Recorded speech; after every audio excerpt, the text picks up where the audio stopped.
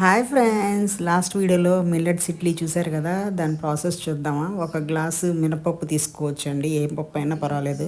పొట్టు మినపప్పు అయినా మామూలు మినపప్పు అయినా తీసుకొని కొన్ని మెంతులు వేసి నానబెట్టుకోవాలి. ఇదిగోండి, ఇది మిల్లెట్స్ ఇడ్లీ రవ్వ. నేను ఇది జొన్నలతో ఇడ్లీ రవ్వ చేయడానికి ట్రై చేశానండి, బట్ ఇంత ఇంత సన్నగా రాలేదు నాకు. అది రవ్వలా వచ్చింది. అది నేను కుక్ చేసుకొని మామూలుగా తినేసాను. కానీ ఈ రవ్వ దొరుకుతుంది, మా దగ్గర మార్కెట్స్లో దొరుకుతున్నాయి. అందుకే నేను తెచ్చుకున్నాను. ఈ మిల్లెట్స్ రవ్వ అండి, జొన్న రవ్వ దొరికిద్ది అండ్ రాగి ఇడ్లీ రవ్వ కూడా దొరికిద్ది అక్కడ. ఇదైతే నేను మిల్లెట్స్ తెచ్చుకున్నాను. 1:2 అండి, అంటే ఒక గ్లాసు మినపప్పు తీసుకుంటే 2 గ్లాసులే వేసుకొని, ఇంకా ఇది కూడా బాగా కడిగి ఒక 4 అవర్స్ నానబెట్టాలండి. ఇది కూడా పప్పు నానబెట్టేటప్పుడు ఇంకా పప్పు 2 గంటల తర్వాత ఇది కూడా నానబెట్టేసి పెట్టామనుకోండి, చాలా చక్కగా వస్తాయి ఇడ్లీలు, చాలా స్మూత్గా వస్తాయి. అండ్ ఈ మధ్యకాలంలో అందరూ మిల్లెట్స్ యూస్ చేస్తున్నారు కదా, అందుకే ఈ మిల్లెట్స్తో ఒక ఇడ్లీ చేద్దామని చేశాను. చాలా బాగా వచ్చింది. ఇంకా పప్పు బాగా కడిగేసి ఇంకా గ్రైండర్లో వేసేసాను. బాగా సాఫ్ట్గా రుబ్బుకోవాలండి. గ్రైండర్ అయితే చాలా సాఫ్ట్గా వచ్చింది కదా అని గ్రైండర్లో వేసాను.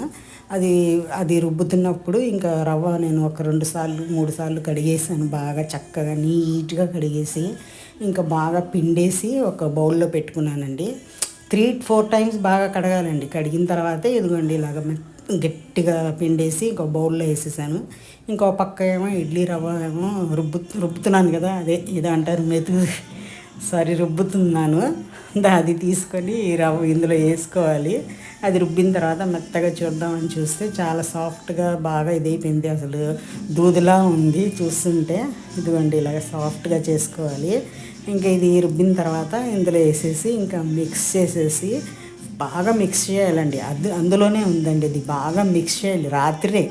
రాత్రికప్పుడే మేము బాగా మిక్స్ చేసేసి ఇంకా ఉప్పు వేయకుండా ఫర్మెంటేషన్కి పెట్టేయాలి. ఉప్పు వేసామంటే ఇంకా పులుపు వచ్చేస్తుంది. మిల్లెట్స్ కదండి, పులుపు వచ్చిద్ది. అందుకే ఉప్పు వేయకూడదు, పొద్దున్నే వేసుకోవాలి ఉప్పు. కొంతమంది ఉప్పు వేసేవాళ్ళు, మా అత్తగారు అయితే రాత్రే వేసేవాళ్ళు ఉప్పు, కానీ ఎందుకో అప్పుడు పుల్లగా అయ్యేది కదా. ఇప్పుడేమో ఈ మధ్య పుల్ల అయిపోతున్నాయి. ఇలా అని నేను ఉప్పు వేయలేదండి. ఇంకా ఫర్మెంటేషన్కి మూత పెట్టేశాను. ఇంకా మార్నింగ్ చూస్తే అండి చాలా చక్కగా ఫర్మెంట్ అయిందండి. చక్కగా ఉంది అసలు. తీసి చూస్తే అమ్మో పర్వాలేదు, బాగా ఫర్మెంట్ అయింది అనుకున్నాను. చాలా బాగుంటుందండి, ఫర్మెంట్ అయ్యిద్ది. ఇంకో పక్క ఇడ్లీ వేయడానికి రెడీ చేశాను. ఉప్పు వేసేసి కలిపేసి ఇడ్లీ వేసేసాను. ఇంకో పక్క అయితే సాంబార్ పెట్టానండి. సాంబార్తో ఇడ్లీ తిన్నామంటే సూపర్ కదండి. చట్నీ ఒక పక్క, సాంబార్ ఒక పక్క అంటారు కదా, అలాగా సాంబార్ వేసుకొని ఇంకా మిల్లెట్స్తో ఇడ్లీ